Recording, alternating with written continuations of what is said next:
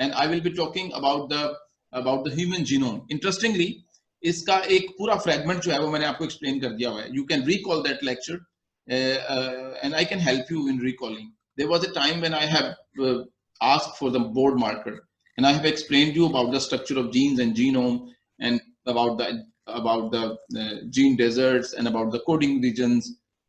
I tried to explain all those things at that time, and all those things are associated with this chapter. So let me share my screen with you first. So you should be able to see the next things we are talking about, and that is about the human genome. So that will be our agenda, next agenda as a MPhil class, that we will going to address these things. Interestingly, as I told you, that most of the stuff we have addressed one way or another, but I will just going to go through with the details of the human nuclear genome. अब ये nuclear genome कहना जरूरी है because we do carry other types of DNA as well, like mitochondrial DNA. So we are talking about the human nuclear DNA or nuclear genome. So most of the time, as I told you earlier, that our chromosome is not supposed to be a very active molecule from each and every region. There are fragments which can be identified on the chromosome. Some are called as euchromatin, some other are called as heterochromatin. I'm sure you will start having and recalling the things which I have taught you in the first part. उसमें हमने बहुत सारी चीजें पढ़ी थी एक ही वक्त में. So if I try to open an active region of the chromosome, that active region is it contains the genes, lot of genes. A gene is that portion of the DNA which can encodes a functional molecule or a protein. Not all part of our chromosome is made up of genes. That's very important. Only a small fragment of the active region, even for the active region, is made up of the genes. Look at that here. About 1% of chromosome arm contains 4 genes. 1% of the chromosome arm contains 4 genes. It's quite less in number. And if you can zoom further, one particular gene, for this is the one of the gene, another gene, another gene, and another gene. If you just zoom in this particular portion, this is a gene. A gene is a part of the DNA which can encode a protein. So that what that means, that there should be, if you remember that sequence, there should be a promoter region which can incorporate the RNA pol 2, and RNA pol 2 can transcribe this portion. Let's zoom in that portion. If you zoom that portion further in, one gene is made up of different fragments. The first part of every gene is made up of regulatory fragments. This is the place from where that gene is regulated, that gene is controlled. And you can recall this. A promoter region is here, transcription factor binds at that place, and then eventually they're able to control the DNA. So this is like a regulatory region of the DNA from where the expression of that gene is controlled, that whether this gene is going to be expressed or not. If you can also remember, there should be something like this. मैंने जो लिखा था ऐसे करके एक arrow बनाया था whiteboard पे.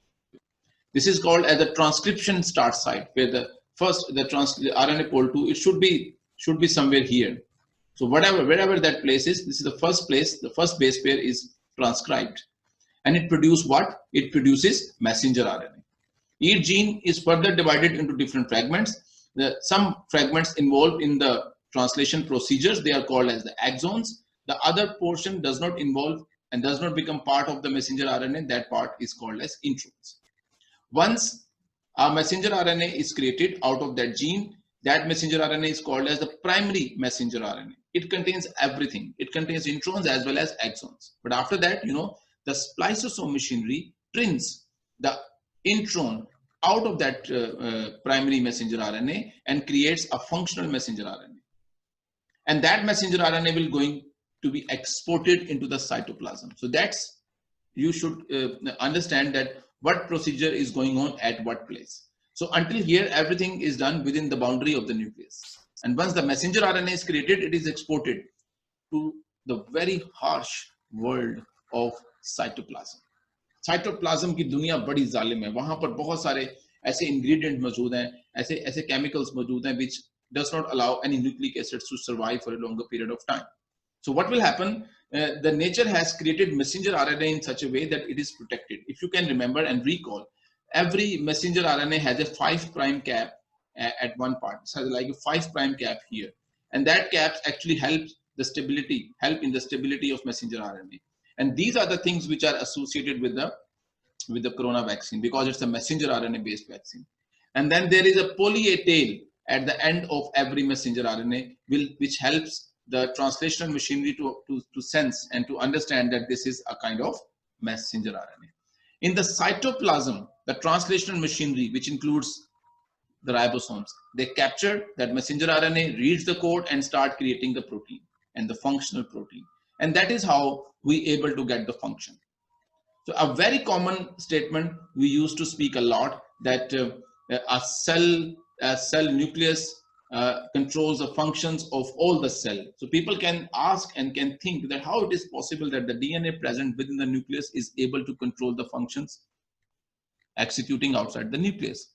And that is because, and with the help of the messenger RNA.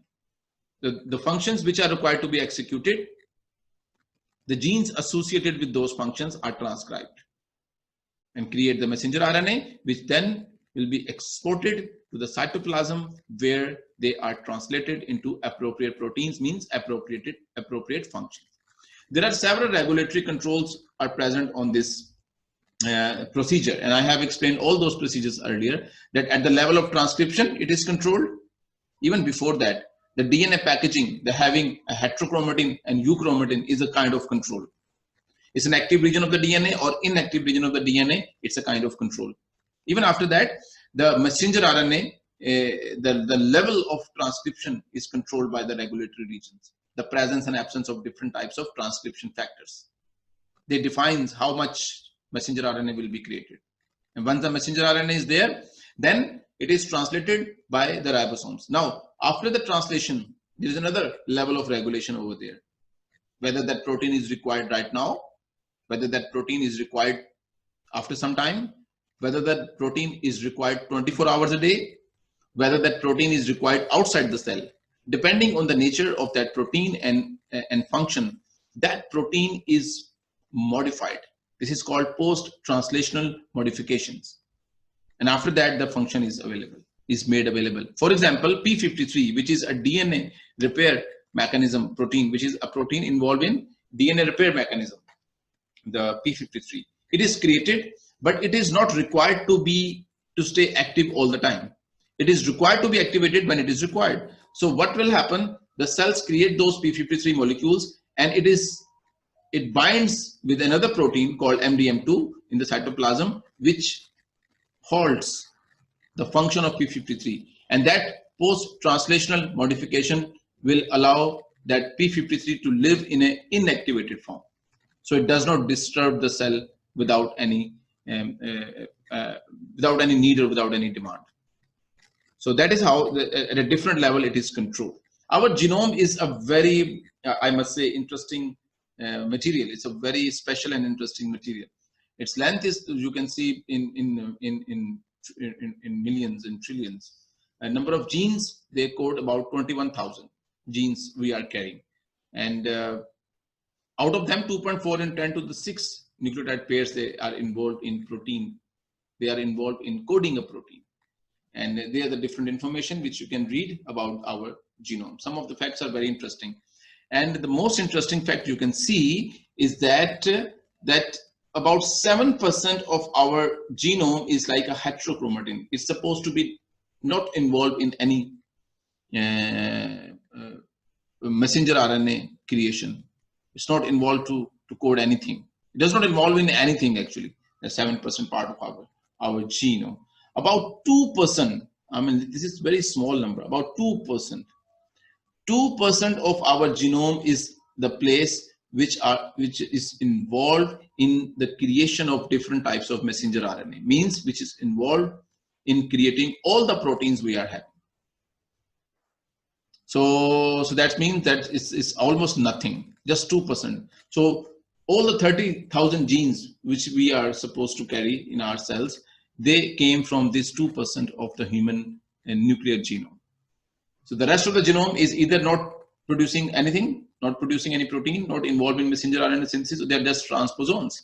They are jumping genes from one place to another and involved in the structure of genome. Does not involve in the protein synthesis. Okay, so that's very it's very weird. I mean, only a small part is involved in that big activity.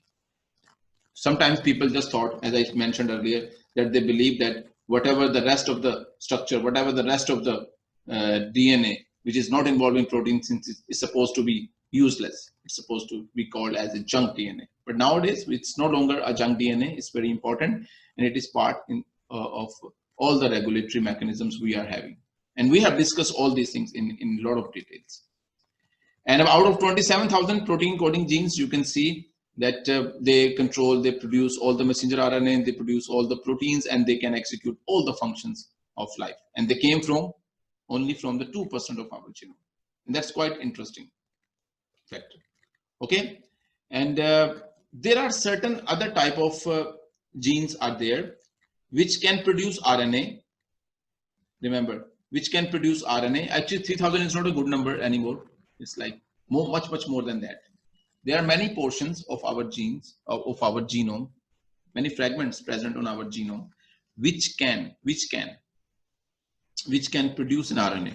RNA bana sakte hain, but they will not be able to produce any protein. That RNA is not able to be translated. Such RNA is called as non-coding RNA. And those RNA are nowadays, we came to know that those RNA is not part of the central dogma, but they are involved in the regulation of other messenger RNA and the regulation of different cellular functions. They have their regulatory functions.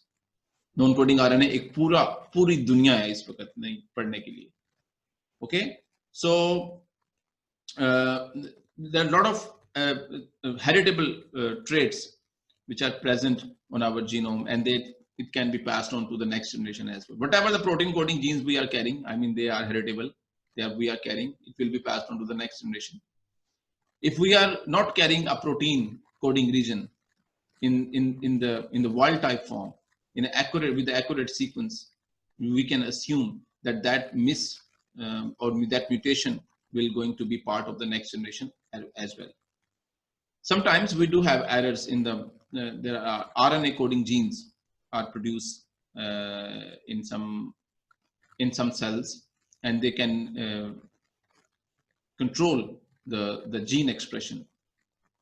If one of the cell produce the non-coding RNA in different combinations than the other cell, that might be a reason that one of the cell, the genes present in the one of the cell, might be regulated differently as well.